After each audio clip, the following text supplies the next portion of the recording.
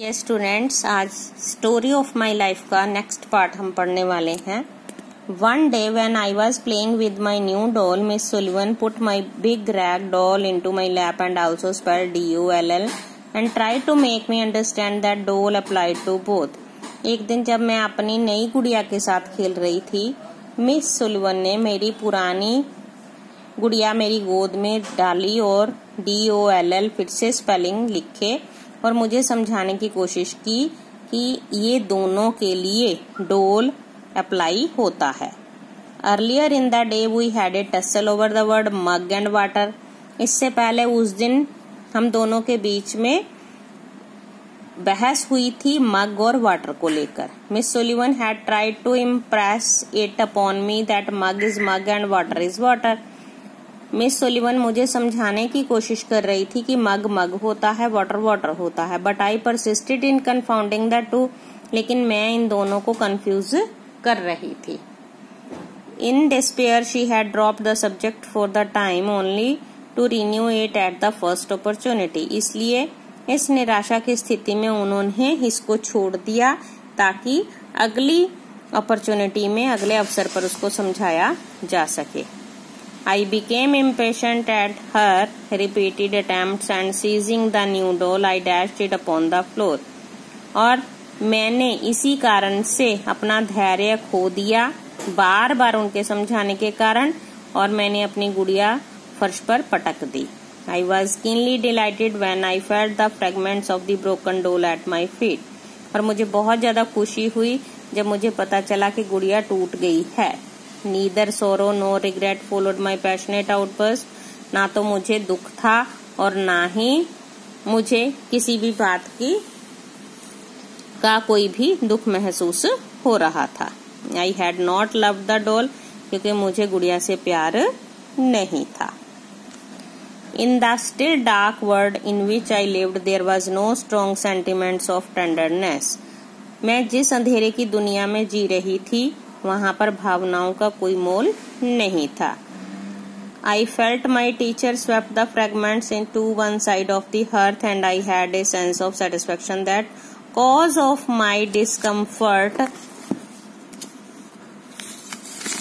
was removed।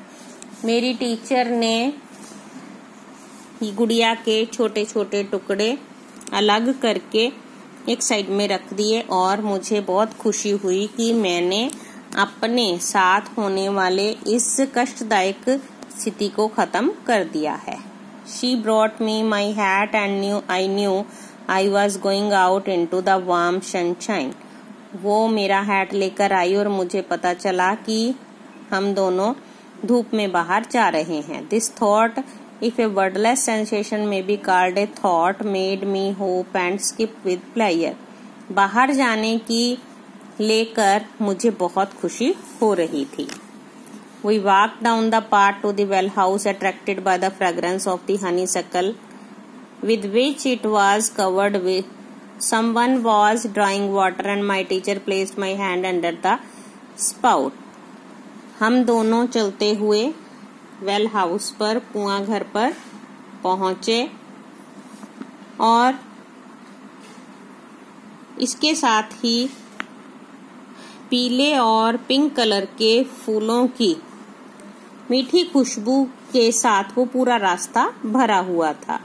किसी ने मेरा हाथ कोई पानी निकाल रहा था, कोई कुएं से पानी निकाल रहा था और मेरी टीचर ने मेरा हाथ पकड़कर उसके नीचे रख दिया। As the cool stream gushed over and one hand she spelled into the other the word water, first slowly then rapidly। और जैसे ही मेरे हाथ पर वो ठंडा ठंडा पदार्थ पड़ा, उन्होंने मेरे दूसरे हाथ पर वर्ड वाटर लिखा, पहले धीरे धीरे फिर जल्दी से। I stood still, my whole attention fixed upon the motions of her fingers। मैं स्थिर खड़ी रही और मेरा पूरा ध्यान उनके फिंगर्स पर था। Suddenly I felt a misty conscious as of something forgotten, a thrill of returning thought and somehow the mystery of language I was revealed to me। अचानक मुझे एक चेतना महसूस हुई, जैसे कुछ भूलने के बाद याद आ गया हो, और उसी समय मुझे भाषा का रहस्य समझ आया। I knew that Then that water meant the wonderful cool something that was flowing over my hand. और मुझे समझ में आया कि वाटर का मतलब वो ठंडा पदार्थ जो मेरे हाथ पर पड़ रहा था. That living word awakened my soul, gave it light, hope, joy, set it free. There was barriers, still it is true, but barriers that could in time be swept away.